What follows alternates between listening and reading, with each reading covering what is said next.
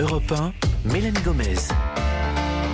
La santé et le bien-être, c'est sur Europe 1 et nous sommes avec vous depuis 15h. Toujours à mes côtés, évidemment, le docteur Jimmy Mohamed. Et elle entre dans le studio tout de suite au plus grand plaisir de Jimmy. C'est Catherine Blanc. Catherine Blanc, sexologue et psychanalyste à Paris. Bonjour Catherine, comment allez-vous ? Je vais super bien et vous deux ? Jimmy, il est tout content. Après un lancement pareil, ça ne peut que aller là. Voilà, c'était magique. Mon pauvre Jimmy, qui se croit obligé de trouver formidable ma venue. Il aime beaucoup, vous inquiétez pas Catherine. Alors on va répondre à la question aujourd'hui de Mathis. Et d'ailleurs c'est Jimmy qui va nous la lire. Allez-y. Ah oui, mes voisins ont tendance à faire l'amour, les rideaux ouverts et la nuit. Ils font l'amour, la fenêtre ouverte. Ils en font profiter tout le voisinage. À votre avis, c'est considéré comme de l'exhibitionniste ? Est-ce que je dois leur dire quelque chose ? Alors évidemment qu'il faut leur dire quelque chose, mais Catherine, pourquoi est-ce que certains ont besoin de montrer leur performance sexuelle ? Je crois que ça fait partie de leur excitation déjà d'imaginer que d'autres sont en désir de quelque chose qu'ils ne peuvent pas vivre quand on les vit soi-même. Donc c'est une façon de se dire que moi je vis quelque chose, je prouve que je vis quelque chose, que les autres ne vivent peut-être pas, je vous montre à quel point je le vis parce qu'en plus je le théâtralise tant qu'à faire. Non mais rideau ouvert, fenêtre ouverte, là c'est clairement de l'exhibitionnisme. Mais bien sûr. Mais là je crois que c'est clair, non ? Oui, c'est de l'exhibitionnisme. Maintenant ce qui est intéressant c'est de se dire que cette volonté d'exhiber sa sexualité, c'est pour se rassurer quant à son pouvoir, c'est pour aussi gêner l'autre et avoir un double pouvoir. C'est le pouvoir de ce que je fais et le pouvoir de faire rentrer l'autre à son insu. C'est typiquement l'exhibitionniste du jardin public. Mais gêner les autres, c'est bizarre quand même. Hein c'est l'idée que je peux les exciter et l'idée que je peux les déranger, et ce qui me donne un pouvoir suprême d'une certaine manière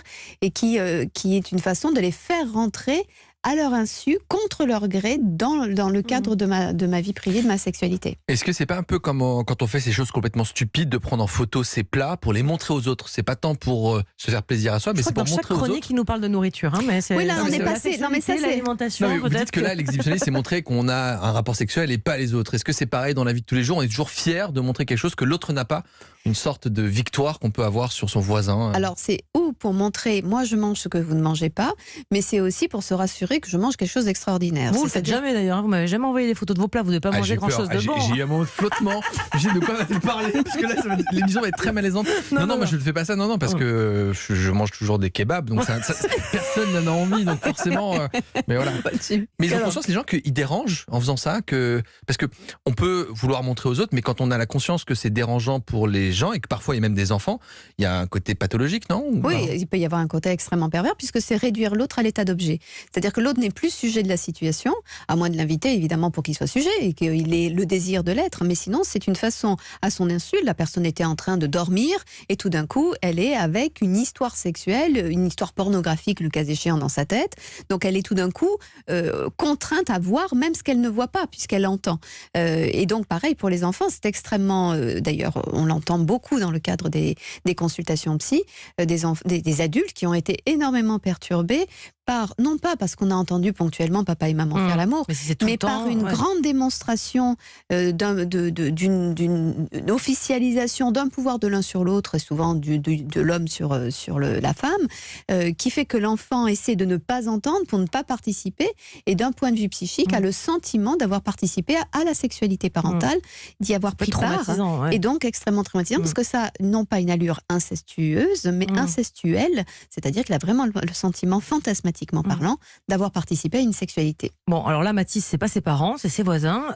S'il est vraiment gêné, comme il a l'air de l'écrire, franchement, il peut aller leur parler, non ? Ou leur envoyer un message. Ou la police, non, c'est pas interdit, c'est un délit, non ? Comment vous lui conseillez de réagir, en tout cas, puisque ça le dérange ? Alors, d'abord, si ça le dérange, je trouve toujours intéressant de savoir qu'est-ce qui fait que ça me dérange. Parce qu'il y a des gens, ce qui les dérange, c'est aussi que la personne marche au-dessus de sa tête. Oui, donc, on a tous un degré d'acceptation de la présence de l'autre. Voir son voisin avoir des rapports sexuels, je pense que la limite, elle est acceptable.